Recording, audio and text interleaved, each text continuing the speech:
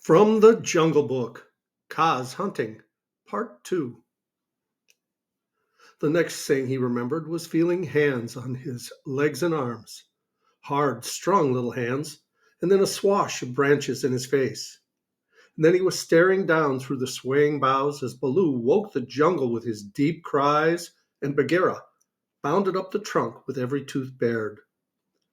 The Bandarlog howled with triumph and scuffled away to the upper branches where Bagheera dare not follow, shouting, "He has noticed us! Bagheera has noticed us! All the jungle people admire us for our skill and cunning." Then they began their flight, and the flight of the monkey people through treeland is one of the things nobody can describe.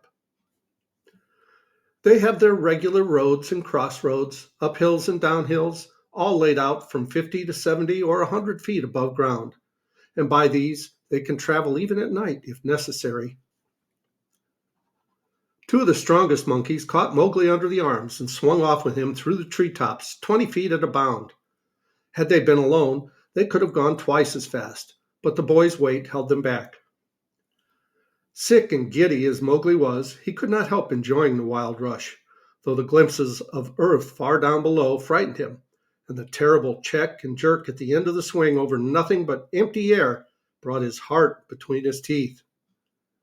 His escort would rush him up a tree till he felt the weak topmost branches crackle and bend under them, and then, with a cough and a whoop, would fling themselves into the air outward and downward, and bring up hanging by their hands or their feet to the lower limbs of the next tree. Sometimes he could see for miles and miles over the still green jungle, as a man on the top of a mast can see for miles across the sea, and then the branches and leaves would lash him across the face, and he and his two guards would be almost down to earth again. So bounding and crashing and whooping and yelling, the whole tribe of Bandarlog swept along the tree roads with Mowgli, their prisoner. For a time he was afraid of being dropped. Then he grew angry, but he knew better than to struggle. And then he began to think. The first thing was to send back word to Baloo and Bagheera, for at the pace the monkeys were going, he knew his friends would be left far behind. It was useless to look down, for he could see only the top sides of the branches, so he stared upward and saw far away in the blue Ran, the kite, balancing and wheeling as he kept watch over the jungle, waiting for things to die. Ran noticed that the monkeys were carrying something and dropped a few 100 yards to find out whether their load was good to eat. He whistled with surprise when he saw Mowgli being dragged up to a treetop and heard him give the kite call for "We be of one blood, thou and I."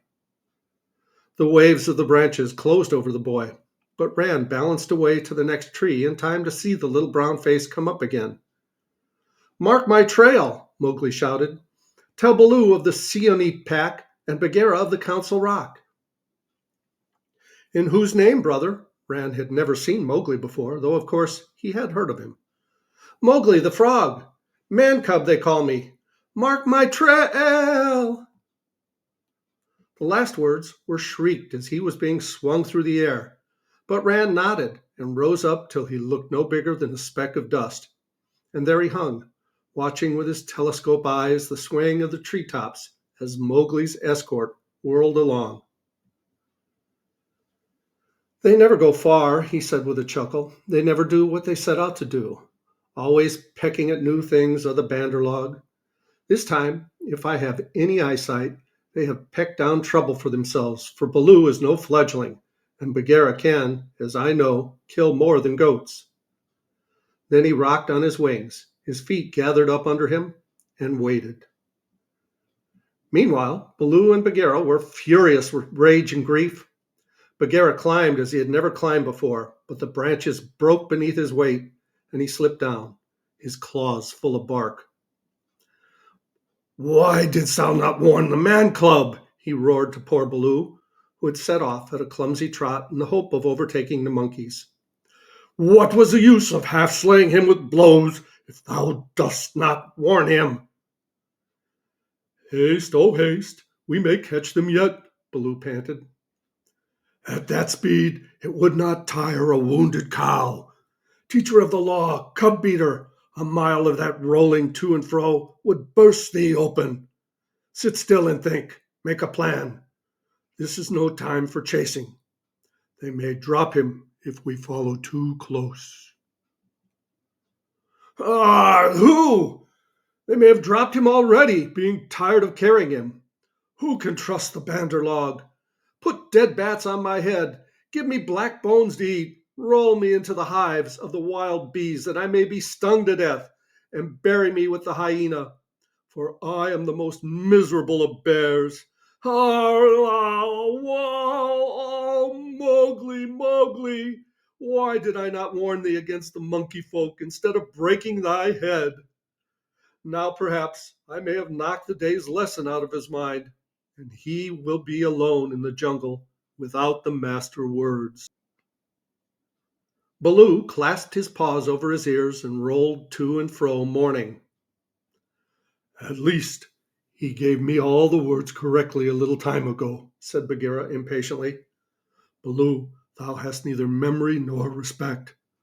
What would the jungle think if I, the Black Panther, curled myself up like Iki, the porcupine, and howled? What do I care what the jungle thinks? He may be dead by now. Unless and until they drop him from the branches in sport or kill him out of idleness, I have no fear for the man cub. He is wise and well taught, and above all, he has the eyes that make the jungle people afraid. But, and it is still great evil, he is in the power of the Banderlog, and they, because they live in trees, have no fear of any of our people. Bagheera licked his one forepaw thoughtfully. Fool that I am! Oh, fat, brown, root-digging fool that I am, said Baloo, uncoiling himself with a jerk. It is true that Hathi the wild elephant says, to each his own fear, and they, the Banderlog, fear Kaa, the rock snake. He can climb as well as they can. He steals the young monkeys in the night.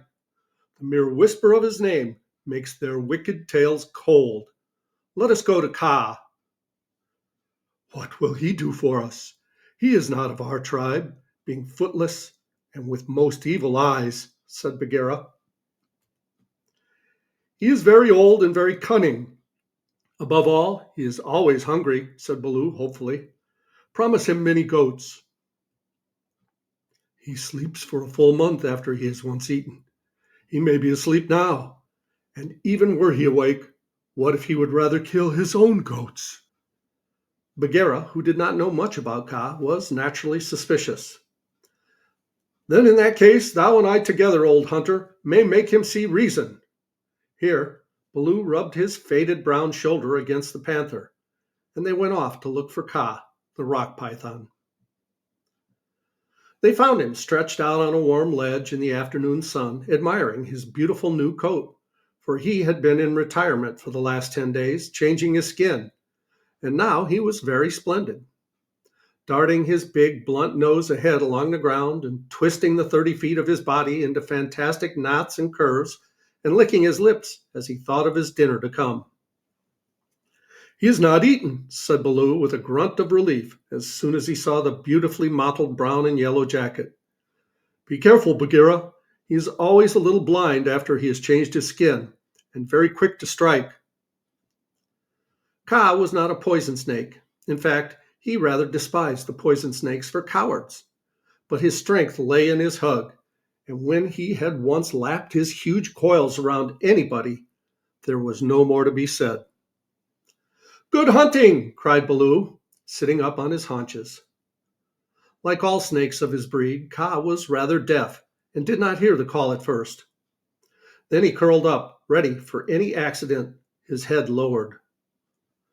Good hunting for us all, he answered.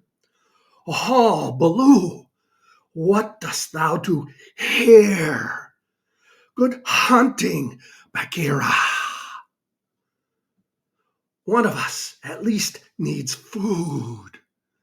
Is there any news of game afoot? A doe now, or even a young buck? I am as empty as a dried well. We are hunting, said Baloo carelessly. He knew that you must not hurry Kaa. He is too big.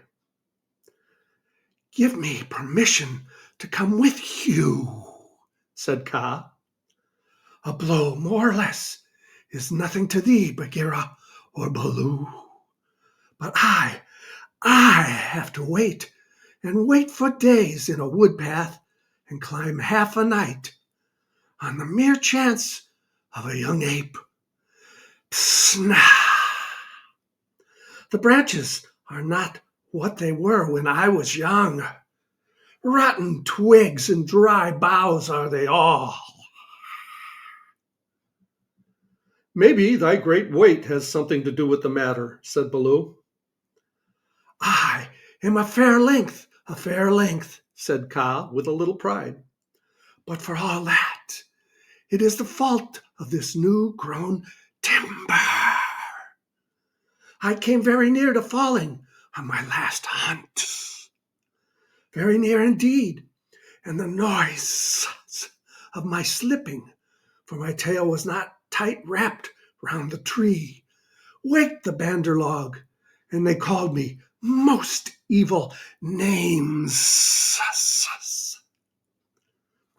Footless yellow earthworm, said Bagheera under his whiskers, as though he were trying to remember something. Have they ever called me that? Said Kaa. Something of that kind it was that they shouted to us last moon, but we never noticed them. They will say anything, even that thou hast lost all thy teeth, and dare not face anything bigger than a kid, because they are indeed shameless, these Bandar log, because thou art afraid of he-goat's horns, Bagheera went on sweetly. Now a snake, especially a wary old python like Kaa, very seldom shows that he is angry. But Baloo and Bagheera could see the big swallowing muscles on either side of Kaa's throat ripple and bulge. The Bandar log have shifted their grounds, he said quietly. When I came up into the sun today, I heard them whooping among the tree tops. It is the Bandar log that we follow now, said Baloo, but the words stuck in his throat, for this was the first time in his memory that one of the Jungle People had owned to being interested in the doings of the monkeys. Beyond doubt, then it is no small thing that takes two such hunters, leaders in their own jungle, I am certain, on the trail of the Bandar log, Kaa replied courteously, as he swelled with courtesy. Indeed, Baloo began, I am no more than the old and sometimes very foolish teacher of the law to the Seeonee wolf cubs, and Bagheera here is Bagheera, said the Black Panther, and his jaws shut with a snap, for he did not believe in being humble. The trouble is this, Kaa. Those nut stealers and pickers of palm leaves have stolen away our man cub, of whom thou hast perhaps heard. I heard some news from Iki. His quills make him presumptuous, of a man-thing that was entered into a wolf pack, but I did not believe. Iki is full of stories, half heard and very badly told. But it is true. He is such a man-cub as never was, said Baloo. The best and wisest and boldest of man-cubs. My own pupil, who shall make the name of Baloo famous through all the jungles, and besides, we love him, Kaa. Tss, tss, said Kaa, shaking his head to and fro. I also have known what love is. There are tales I could tell that. That need a clear night when we are all well fed to praise properly, said Bagheera quickly. Our man cub is in the hands of the Bandar log now, and we know that of all the jungle people, they fear Kaa alone. They fear me alone. They have good reason, said Kaa. chattering, foolish, vain, vain, foolish, chattering are the monkeys. But a man thing in their hands is in no good luck. They grow tired of the nuts they pick and throw them down. They carry a branch half a day, meaning to do great things with it, and then they snap it in two. That man thing is not to be envied. They called me also yellow fish, was it not? Worm, worm, earthworm, said Bagheera, as well as other things which I cannot now say for shame. We must remind them to speak well of their master. Hush! We must help their wandering memories. Now, whither went they with thy cub? The jungle alone knows, toward the sunset, I believe, said Baloo. We had thought that thou wouldst know, Kaa. I? How? I take them when they come in my way, but I do not hunt the banderlog, or frogs, or green scum on a water hole, for that matter. Up, up, up! Ilo, Ilo, Ilo! Look up, Baloo of the Seeonee wolf pack! Baloo looked up to see where the voice came from, and there was Ran the kite, sweeping down with the sun, shining on the upturned flanges of his wings. It was near Ran's bedtime, but he had ranged all over the jungle looking for the bear and missed him in the thick foliage. And we'll continue with this story in the next video. Please like, subscribe, leave a comment below. I love you guys. As Tigger says, ta-ta for now.